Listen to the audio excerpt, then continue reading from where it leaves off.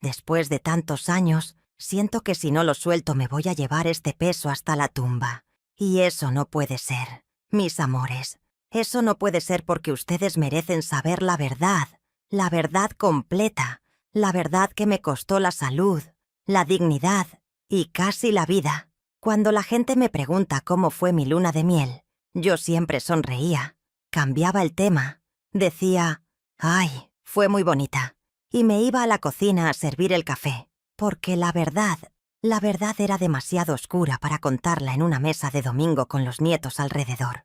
Pero hoy estoy aquí, frente a ustedes, con mis 72 años encima, con estas manos que han amasado tanto pan y secado tantas lágrimas, y les voy a decir exactamente lo que pasó en esos días, que se suponía que iban a ser los más felices de mi vida, y que terminaron con una ambulancia, un hospital, y yo mirando el techo de una sala de emergencias preguntándome cómo había llegado hasta ahí. Y todo, absolutamente todo, fue culpa de él. Me llamo Guadalupe, aunque toda mi vida me llamaron Lupita, y nací en un pueblo pequeño del estado de Jalisco, en México, en el año de 1952, en una casa de adobe con piso de tierra y olor a copal que nunca se fue de mis recuerdos. Era la tercera de 6 hermanos, hija de don Refugio y doña Esperanza, 2 personas que trabajaron toda su vida con las manos limpias y el corazón recto, que nos enseñaron que la honra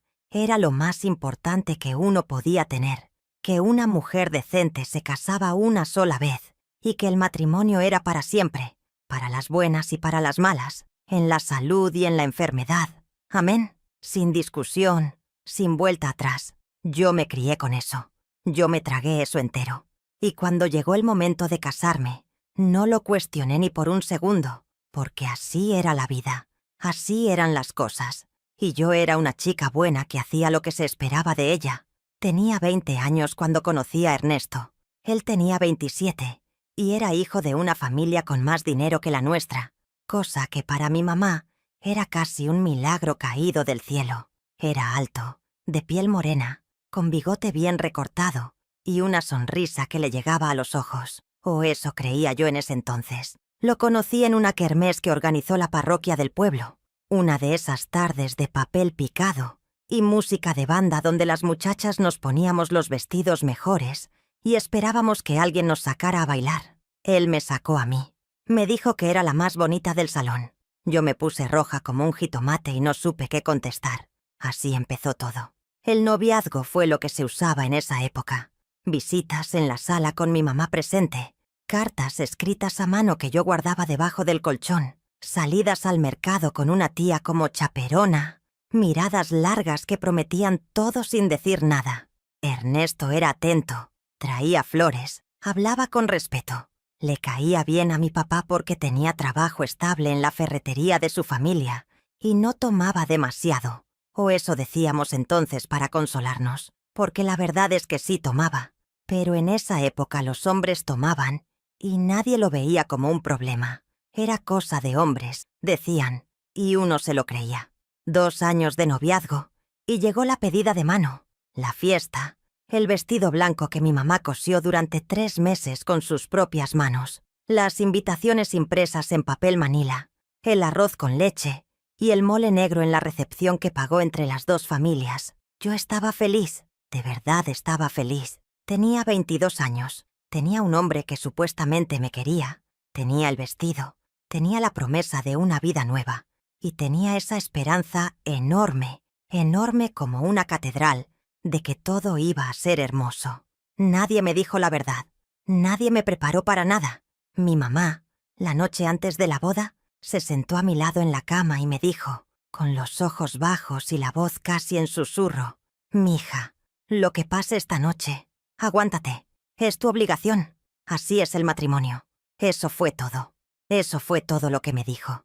Y yo, con mis 22 años y mi cabeza llena de romanticismo de novelas de la radio, creí que iba a entender cuando llegara el momento. ¡Qué equivocada estaba, Dios mío!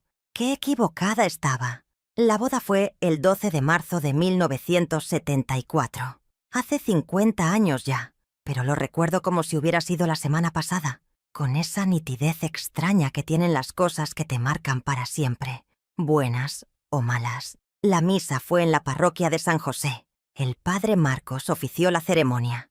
Mis hermanas lloraban en la primera banca. Mi papá me llevó del brazo, y cuando me entregó en el altar, me apretó la mano tan fuerte que me dejó marcas en los dedos, como si no quisiera soltarme, como si algo en él supiera lo que yo no sabía todavía. La recepción fue en el patio de la casa de los papás de Ernesto, con luces de foquitos amarillos colgados entre los árboles, banda en vivo, tamales, birria y un pastel de 3 pisos que mi suegra mandó traer desde Guadalajara. Todo era perfecto por fuera. Todo era mentira por dentro, aunque yo todavía no lo sabía. Para la luna de miel, Ernesto había dicho que nos íbamos a Puerto Vallarta. En esa época Puerto Vallarta era el lugar de los sueños, mis amores, no como ahora que todo mundo va, sino que era un destino elegante, de gente con dinero. Y el solo hecho de que él hubiera escogido ese lugar me hizo sentir especial. Me hizo sentir que me amaba de verdad, que yo valía lo suficiente para llevarme a un lugar así. Mi suegra le prestó su casa en la playa, una casita pequeña pero con vista al mar. Y eso para mí era el colmo de la perfección. Yo nunca había visto el mar. Nunca en mi vida había visto el mar. Y pensar que lo vería por primera vez con mi esposo, en nuestra luna de miel, me ponía el corazón a 100 por hora. Salimos del pueblo al día siguiente de la boda, en el carro que Ernesto había comprado de segunda mano, especialmente para el viaje, un Datsun azul marino que olía a aceite quemado y a cigarro, aunque él insistía en que era olor a carro nuevo. El viaje hasta Puerto Vallarta tomaba como 5 o 6 horas en esa época, con los caminos como estaban. Yo iba en el asiento de copiloto con mi bolsa de mano sobre las piernas, mirando el paisaje, pensando en todo lo que nos esperaba, sintiéndome la mujer más afortunada del mundo. Él iba callado. No era raro que Ernesto estuviera callado. Era un hombre de pocas palabras, pero ese silencio del camino tenía algo diferente, algo que yo no supe leer en ese momento, pero que ahora, con todos estos años encima, reconozco perfectamente. Era tensión, era algo contenido que esperaba el momento para salir. Paramos a comer en un restaurante de carretera, uno de esos lugares con manteles de hule y ventilador en el techo. Ernesto pidió una cerveza con la comida, luego otra, luego una más. Yo no dije nada. No era mi lugar decir nada. Así me habían enseñado. Cuando volvimos al carro olía a alcohol y su humor había cambiado. Estaba más suelto, más efusivo. Me tomaba la mano con fuerza y me decía cosas al oído que yo no entendía bien, pero que me hacían sentir incómoda, aunque me convencía a mí misma de que era emoción, que era amor, que así eran los hombres cuando estaban contentos. Seguimos el camino. El sol empezaba a bajar cuando llegamos a Puerto Vallarta, y cuando vi el mar por primera vez, mis amores, se me cortó la respiración. Era tan grande, tan azul, tan infinito. Me puse a llorar sin querer, de pura emoción. Y Ernesto se rió de mí. No con ternura, se rió burlón. Me dijo que parecía niña, que no había para tanto. Debí haber escuchado esa risa. Debí haber prestado atención a esa risa. La casita de mi suegra estaba a 2 cuadras del malecón. Era pequeña pero limpia, con una cama matrimonial, una sala diminuta, una cocina con lo básico y una ventana desde donde se escuchaba el mar si uno ponía atención. Mientras yo deshacía las maletas, Ernesto salió a buscar algo de cenar y volvió con más cervezas que comida.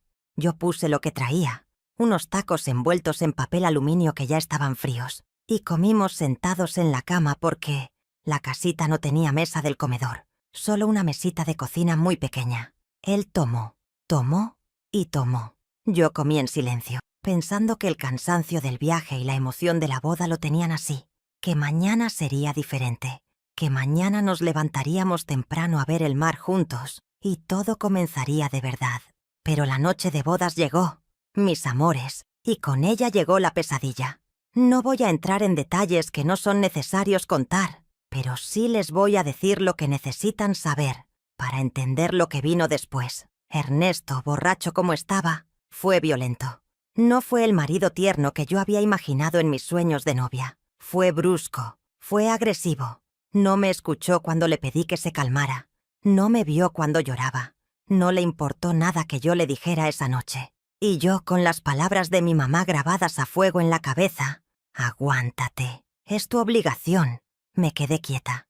Me tragué el miedo, me tragué el dolor, me tragué las lágrimas y me dije que eso era el matrimonio, que eso era la vida, que así le pasaba a todas las mujeres y que yo no tenía derecho a quejarme porque estaba casada por la iglesia y eso era sagrado. A la mañana siguiente me dolía todo el cuerpo. Me levanté mientras él dormía todavía, fui al baño, me miré en el espejo y la cara que me devolvió la mirada no era la cara de una recién casada feliz. Era la cara de alguien que ya había aprendido algo que no quería saber. Me lavé la cara con agua fría, me peiné, me puse un vestido floreado que había traído para los días de playa y fui a la cocina a hacer café. Afuera se escuchaba el mar. Por la ventana entraba una brisa salada y tibia. Pensé, todavía puede ser bonito. Todavía puedo hacer que esto sea bonito. Porque eso hacemos las mujeres de mi generación, mis amores. Buscamos la manera de hacer que las cosas sean bonitas, aunque por dentro estén rotas. Cuando Ernesto se despertó estaba de buen humor, como si nada, como si la noche anterior no hubiera existido. Me abrazó por detrás mientras yo revolvía el café y me dijo que tenía hambre, que fuéramos a desayunar al malecón. Yo sonreí y dije que sí. Porque ¿qué más podía hacer? Díganme. ¿Qué más podía hacer una mujer de 22 años en 1974 en México, sola, sin teléfono, sin nadie que la escuchara, con el mandato de Dios y de su mamá diciéndole que aguantara? Fuimos al malecón. Desayunamos chilaquiles con vista al mar. Él tomó un par de cervezas para el crudo, dijo. Yo tomé agua de Jamaica y miré el horizonte y traté de sentirme feliz. Los primeros 2 días de la luna de miel fueron así. Él, de buen humor de día, tomando desde el mediodía, y de noche volviéndose otra persona. Yo aprendí a leer los signos, aprendí a saber cuántas cervezas llevaba, por cómo movía las manos cuando hablaba, por cómo se le nublaba la mirada, por el tono que tomaba su voz. Y cuando los signos eran malos, yo me hacía chiquita, hablaba poco, trataba de no contrariarlo en nada, de ser invisible y presente al mismo tiempo. Ese equilibrio imposible que las mujeres maltratadas conocemos demasiado bien, aunque en ese entonces yo no tenía siquiera la palabra maltrato en mi vocabulario. Para mí era, mi marido tiene mal genio cuando toma. Eso era todo lo que me permitía pensar. El tercer día fue cuando todo se derrumbó de verdad. Fue un martes por la tarde. Todavía lo tengo grabado. Él había estado tomando desde el almuerzo, cosa que ya no me sorprendía, pero sí me ponía alerta. Yo había pasado la tarde leyendo una fotonovela que había comprado en el kiosco del malecón, sentada en la sala de la casita con la puerta abierta para que entrara la brisa, cuando Ernesto llegó de la tienda de la esquina con una bolsa que sonaba a botellas. Se sentó frente a mí, me miró de una manera que no me gustó, y me dijo algo que no voy a repetir, algo sobre mi cuerpo, algo cruel, algo que todavía hoy, después de 50 años, todavía hoy me cuesta escuchar en mi cabeza. Le contesté. Ese fue mi error según él, contestarle, porque en su cabeza una esposa no tenía derecho a contestar, y entonces me empujó. No fue un golpe, fue un empujón, pero fue con tanta fuerza que yo, que estaba sentada en una silla sin descansabrazos, perdí el equilibrio completamente y caí de lado. Caí de lado y golpeé con la cadera derecha contra el filo de la mesita de madera que estaba junto a la silla. El dolor fue inmediato y brutal, un dolor que me quitó el aliento, que me dejó en el piso sin poder moverme por un momento, viendo el techo de la casita y escuchando el mar afuera y pensando, con esa claridad extraña que da el shock, me lastimé de verdad. Ernesto se quedó parado mirándome. Esperé que se agachara para ayudarme. No lo hizo. Dijo que yo me había caído sola, que era torpe, que exageraba. Se llevó sus botellas y se fue a la recámara. Yo me quedé en el piso. Me quedé en el piso de esa casita en Puerto Vallarta, en mi luna de miel, sola, con un dolor en la cadera que me pulsaba con cada latido del corazón. Tardé unos minutos en poder incorporarme, agarrándome de la pared, tratando de no gritar porque no quería darle ese gusto. No quería que él viera que me había hecho daño de verdad. Me senté en la silla, me toqué la cadera con cuidado y sentí que algo no estaba bien, que el dolor era demasiado intenso, demasiado focalizado, demasiado para ser solo un golpe. Pero me dije que era un moretón. Me dije que mañana estaría mejor. Me dije que exageraba. Igual que él. Esa noche no dormí. Me acosté en la cama y cada vez que me movía el dolor, me sacudía entera. Ernesto dormía a mi lado como si nada, roncando tranquilo, sin saber o sin importarle lo que había hecho. Yo miraba el techo y contaba las horas y le pedía a Dios que amaneciera pronto para poder evaluar si podía caminar, si podía moverme, si el dolor cedía. No cedió. A las 6 de la mañana intenté levantarme para ir al baño, y cuando puse el pie en el piso y traté de cargar el peso sobre la pierna derecha, el dolor fue tan agudo, tan insoportable, que me senté de golpe en la cama y me salieron las lágrimas sin querer. Un dolor así no era normal. Un dolor así era señal de algo serio. Lo desperté. Le dije que me dolía mucho, que creo que necesitaba ver a un doctor. Me miró con cara de fastidio, como si lo estuviera interrumpiendo de algo importante, como si mi dolor fuera una inconveniencia que yo había provocado a propósito para arruinarle la luna de miel. Me preguntó que por qué era tan exagerada, que si era tan grave no me hubiera podido mover la noche anterior, que probablemente era un golpe, y ya.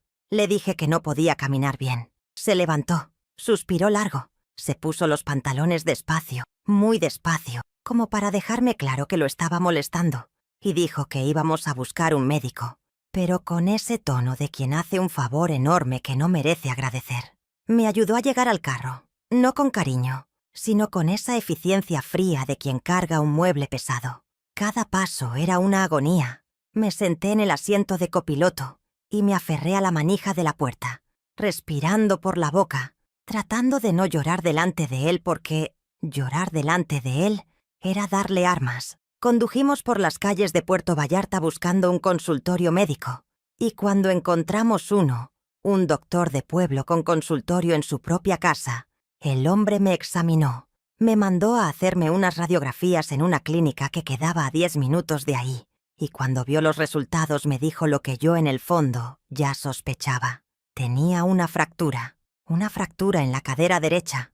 No era una fractura que requiriera cirugía, pero era una fractura real, una fractura que necesitaba reposo, inmovilización, medicamento para el dolor y vigilancia médica. Me dijo que necesitaba ir a un hospital como Dios manda, que con una fractura así no podía seguir en una casita de 2 cuartos lejos de casa. Cuando el doctor dijo la palabra fractura, Ernesto se puso blanco. No de preocupación por mí, lo supe después, sino de miedo. Miedo de que alguien preguntara cómo había pasado. Miedo de lo que yo pudiera decir. Porque cuando el doctor me preguntó, con esa gentileza discreta de quien ya ha visto cosas en la vida, cómo me había caído, yo dije exactamente lo que Ernesto quería que dijera. Que había tropezado, que me había caído sola, que era torpe. Lo dije en automático. Lo dije porque tenía 22 años y llevaba toda la vida aprendiendo a proteger a los hombres de sus propias acciones. Lo dije y mientras lo decía vi cómo Ernesto soltaba los hombros, cómo la tensión se le bajaba de la cara, cómo volvía a respirar normal. Y algo en mí, algo muy pequeño pero muy claro, algo que llevaría años en convertirse en voz, ese algo me dijo: lo que acabas de hacer, Lupita, lo vas a pagar caro. No a él, a ti misma. Tuvimos que regresar al pueblo. Se acabó la luna de miel. Ernesto llamó a su mamá desde el consultorio del doctor, no a la mía, a la suya, y le contó que yo me había caído y que había que volver. Su mamá se mostró preocupada. Preguntó si yo estaba bien. Dijo que qué mala suerte, que pobrecita. Nadie preguntó cómo exactamente me había caído. Nadie quiso saber. Empacamos las maletas en silencio, yo apoyándome en el respaldo de las sillas porque me dolía demasiado para cargar peso, y Ernesto metió todo en el carro con esa eficiencia fría que ya se me estaba grabando como su modo de ser en los momentos malos. El viaje de regreso fue el más largo de mi vida. 6 horas en ese Datsun con el dolor en la cadera y el corazón partido en dos, mirando el paisaje al revés, viendo cómo me alejaba del mar que apenas había conocido. Llegamos al pueblo de noche. Fuimos directo a casa de sus papás porque la nuestra, que era un cuartito que habíamos rentado para empezar, no tenía cama suficiente para que yo estuviera cómoda, según Ernesto, que de repente era muy considerado con mi comodidad cuando había gente mirando. Mi suegra nos esperaba despierta. Me recibió con un abrazo. Me preguntó cómo me sentía, y cuando vio cómo caminaba se le llenaron los ojos de agua. «Pobrecita», me dijo, «qué mala suerte la tuya. ¡Qué mala suerte!», como si hubiera sido el destino, como si una fuerza invisible me hubiera tirado al piso, en esa casita de Puerto Vallarta, y no los puños de su hijo. Al día siguiente fuimos al hospital del pueblo, un hospital pequeño pero con buenos doctores, donde me pusieron una inmovilización adecuada. Me dieron medicamento fuerte para el dolor y me dijeron que necesitaba reposo absoluto por al menos 6 semanas, sin caminar más de lo necesario, sin cargar peso, con cuidado. 6 semanas. Empecé mi vida de casada en cama, en casa de mi suegra, con el dolor en la cadera y el peso de un secreto que ya se había instalado en mi pecho como una piedra. Mi mamá vino a verme, me trajo caldo de pollo y me agarró la mano y me dijo que era muy mala suerte lo de la caída, que ni modo, que esas cosas pasan. Yo la miraba y quería decirle la verdad, quería decirle todo, quería llorar en sus brazos y contarle lo que había pasado de verdad, pero tenía la voz de mi mamá misma en la cabeza. «Aguántate, es tu obligación». Y me callé. Me callé y sonreí, y dije que sí, que qué mala suerte, que gracias por el caldo. Las 6 semanas en cama fueron una tortura de otro tipo, no solo físicamente, aunque el dolor era real y persistente, sino mentalmente. Tenía todo el tiempo del mundo para pensar, y cuando uno tiene todo el tiempo del mundo para pensar y no puede moverse, y está encerrada en un cuarto ajeno con su marido, que casi nunca la visita, porque tiene cosas que hacer, uno piensa demasiado. Yo repasaba todo. Repasaba cada momento desde que conocí a Ernesto, buscando las señales que no había querido ver, y las encontraba. Mis amores, las encontraba por todas partes. La manera en que a veces me hablaba cuando estábamos solos, y nadie lo oía, diferente a cómo me hablaba cuando había gente. Los momentos en que se impacientaba conmigo por cosas pequeñas. Las veces que yo había cambiado lo que iba a decir, porque algo en su cara me advertía que mejor no. Había estado viendo todo eso y llamándolo carácter fuerte. Había estado normalizando lo que no era normal porque nadie me había dicho que existía otra opción. Mi cuñada, la hermana de Ernesto, se llamaba Rosario y tenía unos ojos que veían demasiado. Un día, como a las 3 semanas de mi convalecencia, entró al cuarto a traerme el almuerzo y se sentó en la silla junto a mi cama y me miró de una manera diferente, no con lástima, con algo más serio. Me preguntó cómo estaba de verdad. Yo dije lo de siempre. «Bien, mejorando, gracias». Ella asintió despacio, miró hacia la puerta para asegurarse de que no hubiera nadie, y me dijo en voz muy baja: «Mi hermano tiene un carácter muy difícil, Lupita, y empeora con el trago. Tú ya sabes eso». No era una pregunta, era una confirmación. Era Rosario diciéndome que ella sabía, que lo había visto, que no era la primera vez. Le sostuve la mirada y en ese momento las dos entendimos todo sin decir nada más. Ella me apretó la mano, me dijo que si alguna vez necesitaba algo que le dijera, y se fue con el plato vacío. Esa conversación de 2 minutos fue la primera vez en toda esa pesadilla que alguien me vio de verdad. La primera vez que alguien reconoció, aunque fuera en silencio, lo que había pasado. Cuando pude caminar otra vez, cuando las 6 semanas terminaron y el doctor me dio el alta, mi vida de casada comenzó de verdad. Y fue exactamente lo que aquellas primeras noches habían prometido. Una vida donde yo aprendí todos los trucos de supervivencia que aprenden las mujeres que viven con hombres así. Aprendí a no contrariarlo cuando había tomado. Aprendí a tener la cena lista a la hora exacta. Aprendí a no preguntar dónde había estado. Aprendí a dormir del lado del cuarto que quedaba más lejos de la puerta. Aprendí a leer su humor desde el sonido de sus pasos cuando subía las escaleras. Aprendí todo lo que no debería haber tenido que aprender nunca. Y entre ese aprendizaje doloroso, fui siendo mamá, fui teniendo hijos, fui construyendo una vida que desde afuera parecía normal y que por dentro era un laberinto del que no sabía cómo salir. Tuve 3 hijos con Ernesto, 3 hijos que fueron el amor más grande y más puro de mi vida, 3 razones por las que me levanté cada mañana y decidí seguir. Primero nació Ernestito, igualito a su papá en la cara pero con el corazón de su abuela, mi mamá. Luego vino Marisol, mi niña, que desde chiquita tuvo un carácter de acero, que yo siempre admiré en silencio porque era todo lo que yo no había podido ser. Y al final llegó el pequeño Rodrigo, que nació con una sonrisa eterna y que fue como un regalo de luz en los años más oscuros. Por ellos me callé mucho. Por ellos aguanté cosas que no debía aguantar. Por ellos y por el miedo. Ese miedo que no tiene nombre fácil, pero que las mujeres de mi generación conocen perfecto. El miedo a lo desconocido, el miedo a la soledad, el miedo a no poder solas, el miedo al qué dirán, el miedo a Dios que te dice que el matrimonio es para siempre. Los años pasaron. Ernesto siguió con el trago. Hubo períodos mejores y períodos peores. Hubo momentos en que yo creía que las cosas iban a cambiar, que él iba a cambiar, que ese hombre que a veces era tierno con los niños y que a veces traía flores sin razón iba a quedarse, y el otro, el de las noches difíciles, iba a irse. Pero el que se queda no es el que trae flores. El que se queda es el otro. Eso lo aprendí con los años también.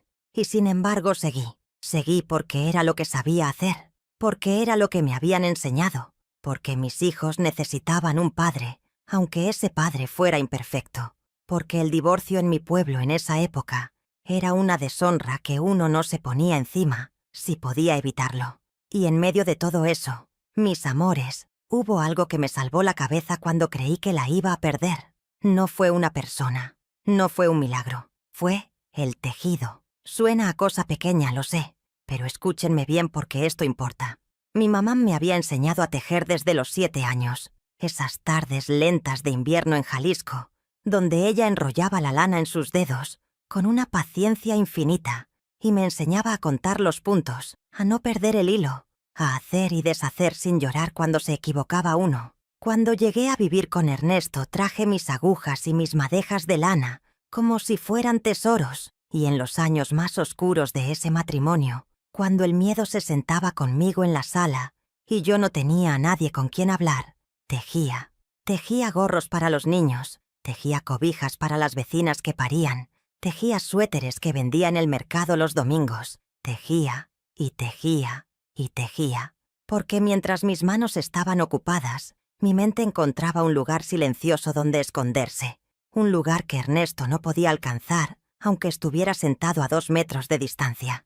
El tejido fue mi libertad, mucho antes de que yo supiera que merecía ser libre. Fue el espacio mío, solo mío, irrompible, que nadie me podía quitar.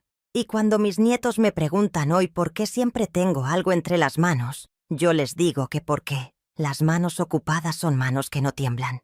Y ellos no entienden del todo, pero algún día entenderán. Hubo también una vecina, doña Celia, que vivió 3 casas adelante de la nuestra durante casi 15 años, y que fue, sin saber que lo era, el único testigo real de mi vida en ese tiempo. Doña Celia era viuda. Tenía como 60 años cuando yo era joven. Usaba batas floreadas y siempre olía a canela porque hacía atole todos los días sin falta. Nunca me preguntó nada directamente. Doña Celia no era de esas personas que preguntan, pero tenía una manera de invitarme a tomar café en su cocina justamente los días que yo más lo necesitaba. Como si tuviera un radar, como si pudiera oler desde su ventana cuando la mañana en mi casa había sido difícil. Me sentaba en su cocina con la taza caliente entre las manos y ella platicaba de sus cosas, del tiempo, de sus nietos, de la telenovela que estaba viendo. Y yo me iba descomprimiendo despacio, como cuando uno destapa una olla de presión, ese silbido largo que va soltando todo lo que estaba apretado adentro. Nunca le conté nada a doña Celia. Nunca necesité contarle porque ella nunca me preguntó. Solo me daba el café y la cocina caliente, y el sonido de su voz tranquila, y eso era suficiente. Cuando ella murió, hace como 20 años, yo lloré en su velorio como si hubiera perdido a una segunda madre, y la gente que no entendía por qué yo lloraba tanto, creía que era exagerada. No era exagerada, era que estaba llorando por todos los cafés que me habían salvado, por todas las mañanas que su cocina había sido el único lugar del mundo donde yo podía respirar normal. Pero hubo un día, mis amores, un día específico que cambió todo.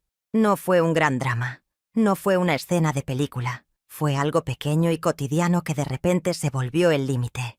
Mi hija Marisol tenía 13 años, era una tarde de sábado, y Ernesto había estado tomando desde temprano, cosa que no era rara en los sábados. Yo estaba en la cocina preparando la cena, y Marisol entró a ayudarme, como hacía siempre, y estábamos las dos platicando de la escuela, riéndonos de algo, cuando Ernesto entró, y por alguna razón que nunca entendí completamente, quizás el ruido, quizás las risas, quizás simplemente el trago, entró y le gritó a Marisol de una manera que me heló la sangre. Le gritó con la misma voz que me gritaba a mí, con el mismo tono, con la misma violencia, y vi en la cara de mi hija exactamente lo que yo debía tener en la mía cada vez que me gritaba a mí: el miedo limpio, transparente, de quien no entiende por qué está siendo atacado. Algo se rompió en mí en ese momento, o mejor dicho, algo que ya estaba roto desde hacía mucho tiempo, desde aquella casita en Puerto Vallarta, en mi luna de miel, algo que yo había estado pegando con saliva y voluntad todos esos años, se cayó definitivamente, y ya no quise volverlo a levantar. Mis hijos no merecían crecer con miedo. Mi hija no merecía aprender a leer los pasos de su padre en las escaleras, como yo había aprendido. Mi Rodrigo no merecía normalizar ese tono de voz. Mi Ernestito, que ya tenía 16 años, y que miraba a su padre con una mezcla de miedo y vergüenza que me partía el alma, no merecía tener eso como modelo de lo que era un hombre.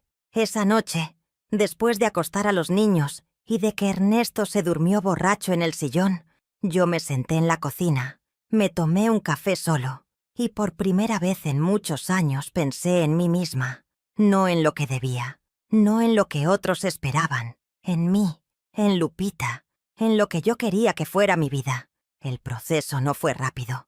Nada de lo importante es rápido. Primero hablé con Rosario, mi cuñada, que llevaba años esperando que yo llegara a ese punto. Ella fue la primera persona a la que le dije la verdad completa, no la versión suavizada, no la versión que protegía a todos, menos a mí, sino la verdad, la luna de miel, la fractura, los años de miedo, los silencios cargados, la noche que le gritó a Marisol. Rosario me escuchó sin interrumpirme, con los ojos llenos de una tristeza que también era rabia, y cuando terminé me dijo que me ayudaría en lo que pudiera, que contara con ella.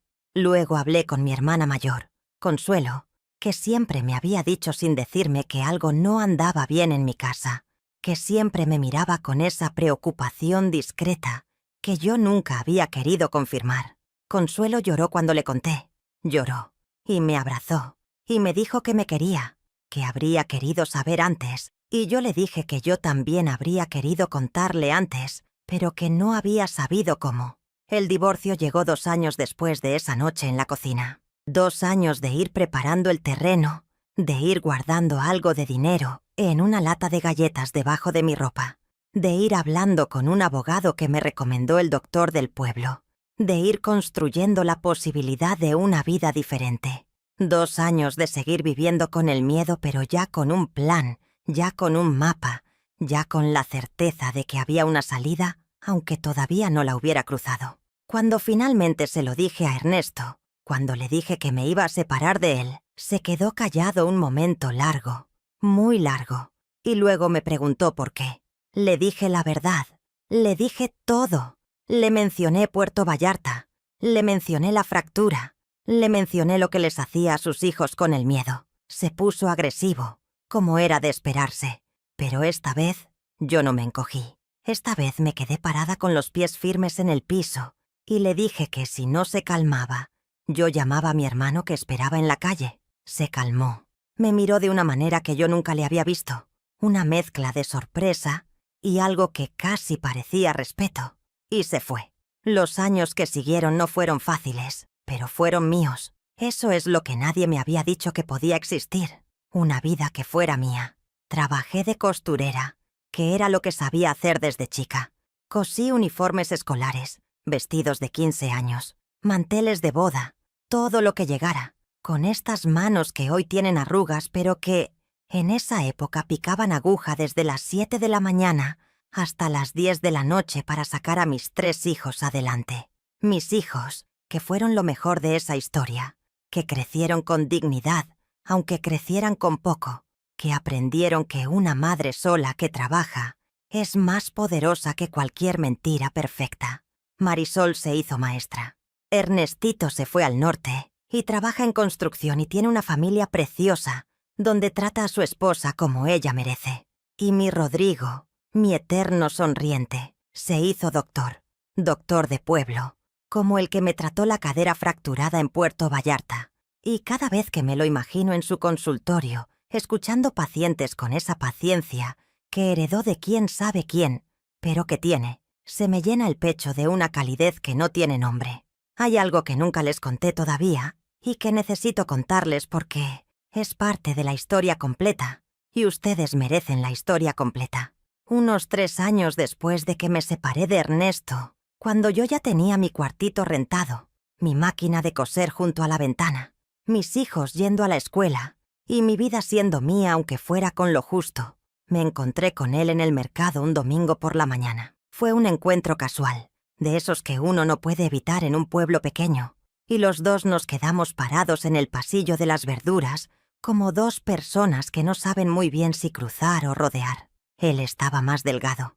Tenía unas ojeras que le llegaban a los pómulos. Me miró con esa mirada larga que a veces tenía cuando no había tomado, y era el Ernesto de antes del trago, el de la kermés, el de las flores, el que yo había creído que era el real. Me dijo en voz baja, casi sin querer que yo lo escuchara, que cómo estaban los niños. Le dije que bien. Me dijo que si podía verlos. Le dije que los niños decidirían cuando tuvieran edad de decidir. Asintió. Y entonces, mis amores, me dijo algo que no esperaba.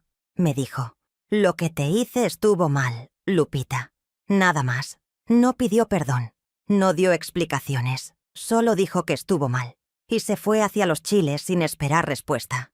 Tardé una semana en procesar esas 5 palabras. Una semana entera dándoles vueltas mientras cosía, mientras cocinaba, mientras acostaba a mis hijos y miraba el techo en la oscuridad, porque uno piensa que cuando llega ese momento, cuando finalmente alguien reconoce lo que hizo, uno va a sentir algo enorme, un alivio tremendo, una catarsis de esas que limpian todo. Y lo que yo sentí fue más complicado que eso. Sentí tristeza, una tristeza profunda y tranquila, sin rabia, sin rencor, como la tristeza de ver los restos de algo que pudo haber sido diferente, y no fue. Sentí lástima, una lástima limpia, no humillante, por ese hombre que se había pasado la vida peleando contra sus propios demonios y perdiéndole a todos. Y sentí, muy adentro, muy callada, la satisfacción discreta de haber tomado la decisión correcta. No la satisfacción de quien gana una guerra, la satisfacción de quien finalmente eligió la paz. Ernesto murió hace 18 años. El trago le cobró la factura que siempre cobra al final. Murió de cirrosis, solo, en una habitación de hospital. Y cuando me avisaron yo sentí muchas cosas a la vez. Mis amores, sentí tristeza porque había sido el padre de mis hijos y porque nadie merece morir solo. Sentí alivio que me avergüenza admitir, pero que siento de todos modos, porque es la verdad. Sentí lástima por el hombre que pudo haber sido si hubiera elegido diferente. Y sentí una paz extraña, una paz que quizás era el cierre de algo que había comenzado en aquella casita con olor a sal y a madera vieja en Puerto Vallarta hace tantos años. Lo que me pasó en mi luna de miel, mis amores, esa fractura en la cadera que me dieron en los primeros días de mi matrimonio, fue la primera piedra de una montaña que tardé años en desmenuzar. No se la contaba a nadie porque en mi época no había vocabulario para eso. No había programas de ayuda, no había números a los que llamar. No había mujeres en la televisión diciéndote que lo que te pasaba tenía nombre y que no era tu culpa. Lo que había era el silencio y el aguante y la vergüenza de admitir que tu matrimonio de ensueño era una pesadilla. Pero hoy existe ese vocabulario. Hoy existen esos programas. Hoy hay mujeres jóvenes que me escuchan y que tienen opciones que yo no tuve. Y por eso les cuento esto.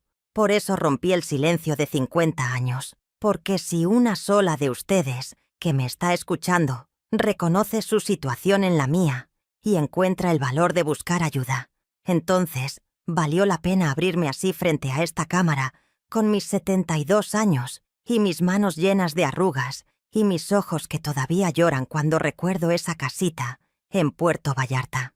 La luna de miel terminó en el hospital, sí, pero mi historia no terminó ahí. Mi historia siguió, y siguió, y siguió, a pesar de todo, y gracias a todo. Y hoy estoy aquí para contarla. Y eso, mis amores, eso es lo más importante que les puedo decir esta tarde. Que a pesar de todo, uno sigue. Que las heridas sanan, aunque dejen cicatriz. Que los hijos son la razón más grande que existe para levantarse cada mañana. Y que nunca, nunca es demasiado tarde para decidir que tu vida te pertenece a ti y a nadie más. Quiero que me digan en los comentarios, ustedes, ¿qué habrían hecho en mi lugar? ¿Se habrían quedado por los hijos como me quedé yo?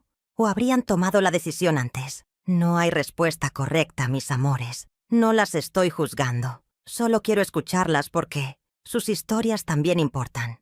Y si alguna de ustedes está viviendo algo parecido a lo que yo viví, si reconocen ese miedo que les describí, ese de leer los pasos en las escaleras, ese de medir cada palabra antes de decirla, quiero que sepan que no están solas y que hay salida aunque en este momento no la puedan ver. Pidan ayuda, hablen con alguien, sean la Rosario para la mujer de su vida que lo necesita. Yo soy Lupita, tengo 72 años, 3 hijos maravillosos, 6 nietos que son la luz de mis días, y esta historia que cargué en silencio durante décadas y que hoy les regalé con todo el amor y toda la honestidad que tengo. Gracias por escucharme. Gracias por quedarse hasta el final. Un beso enorme de esta bobó que los quiere, aunque no los conozca, porque uno puede querer a la humanidad entera cuando ha aprendido lo suficiente sobre lo que significa el dolor y lo que significa la fuerza. Cuídense mucho, cuídense muchísimo y recuerden siempre, siempre, siempre, su vida les pertenece a ustedes.